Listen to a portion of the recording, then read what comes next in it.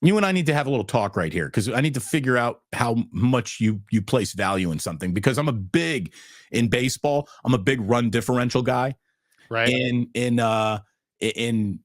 basketball, there's so many possessions, I value it a little bit less. And in football, I really don't know how to value it, because a 1-point win is as good for a team as a 30-point win. It really is. It is a what is your record league more than any other sport. So the 49ers are plus 140 in point differential. Now, the Eagles are an NFL best 10-1, but they're just plus 64. What does that mean? How do you interpret that? Well, I mean, it's the Eagles have won more close games. The Niners have had more blowouts. And there's lots of different ways to look at it, right?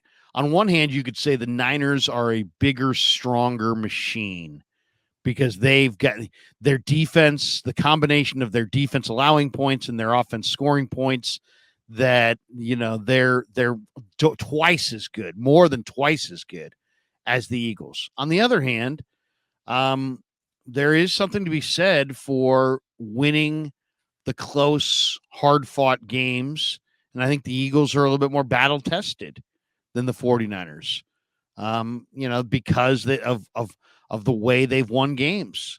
The 49ers have multiple games this year where they could take series off, or they could, just kind of play a soft shell defense. Second half against Pittsburgh comes to mind. Even the second half, there's some of these games where they've had, the Dallas game in the second half.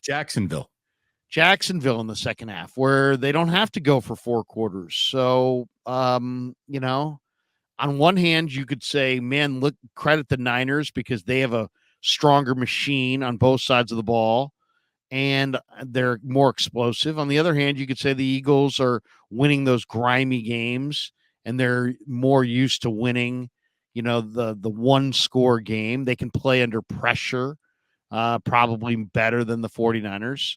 But it's the way you play the day you play, as the old coach would say. And it's like, none of it really matters once they once they kick it off on Sunday. It's like, how do you play today?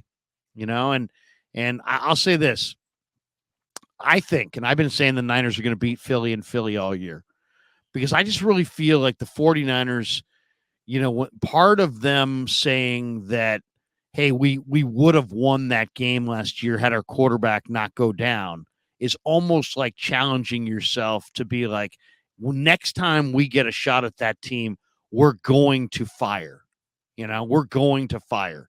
So I think you're going to see the best of the 49ers. I would be shocked if the 49ers don't play well.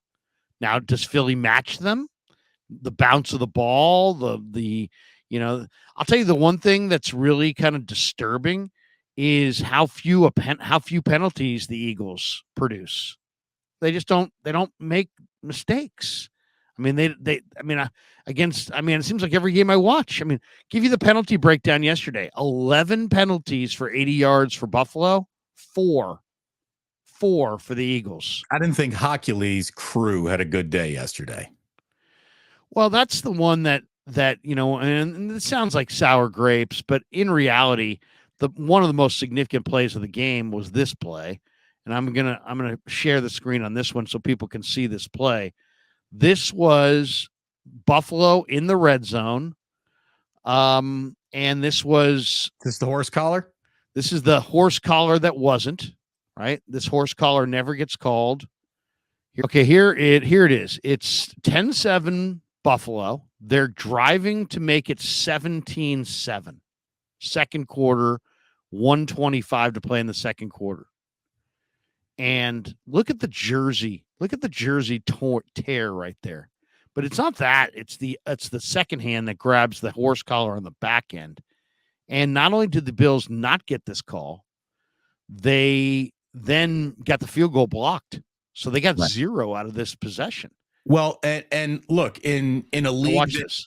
Here's Reddick. He grabs him there, but then look at the right hand.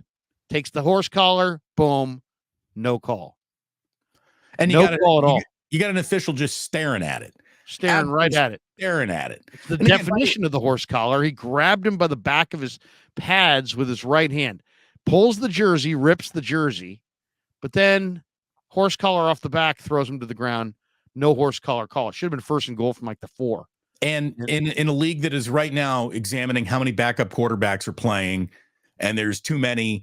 And this is one of the league's favorite sons right here. This is the league loves Josh Allen. He's important. He does business. He is the face of an entire franchise. And for him to not be protected in that moment is, I don't understand how the league, decides so many soft, he might have landed on the quarterback a little. That's got to be, personal foul, unnecessary roughness.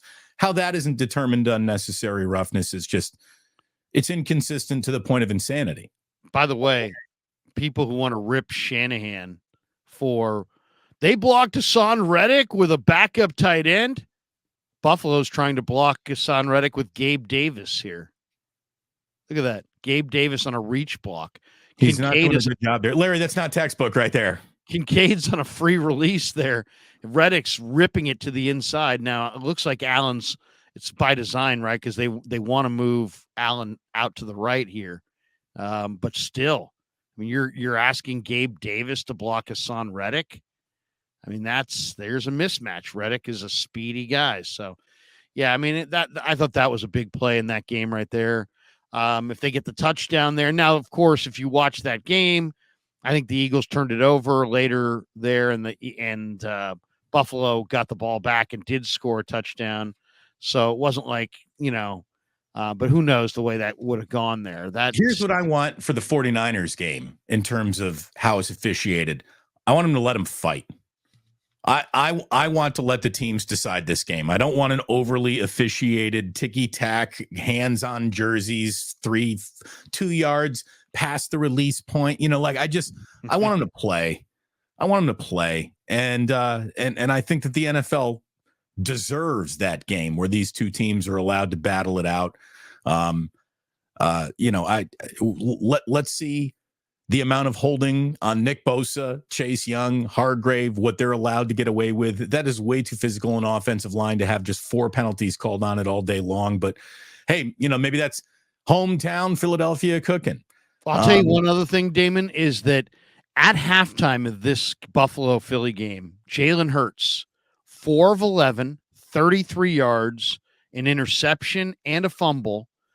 They were 0 for 4 on third down conversions. He had 7 runs for 22 yards. So he basically did nothing in the first half to speak of, and Philly was down 17-7.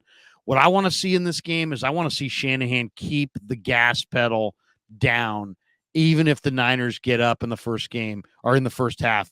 Why? Because Jalen Hurts, I think, proved yesterday that he can come alive in an absolute blink of an eye. And he had a monster second half. And all of a sudden, it's like you look up in that third quarter, Hurts to A.J. Brown for a touchdown at 17-14 Buffalo. Hurts to Devontae Smith, it's 24-21 Buffalo. Hurts to Zacchaeus, it's 28-24 Eagles. And that all happened, it's seemingly very, very fast. So, have some proper respect for your opponent. And just because you might be your defense might be, it's kind of like, go back to the Super Bowl against the Chiefs. Niners were keeping Mahomes and the Chiefs down. They got a little conservative when they got the ball back at the end of the first half because they're like, hey, let's just sit on our lead. Well, guess what? Mahomes and the Chiefs are an explosive offensive group, and they eventually woke up and they ran you over because you didn't score enough points. And it's like the same thing can happen with this Philadelphia team. They can score quickly. They get into a rhythm. And so all I would say is if you get up and it's 17-14, 17-7, 17-10, and you're feeling good, don't start running the ball and being super conservative and trying to take the clock and, this and that. No, stay aggressive for 4 quarters because this Eagle team can absolutely light up in a matter of a second or two. And then all of a sudden you can't stop the momentum, especially on the road. At no point in time will the Eagles consider themselves out of the game if they're trailing in this game. That's just who they are this year. That is baked into that team's DNA. They do not stop coming. They're like Frankenstein. They keep coming forward, and you got to respect it. You really do.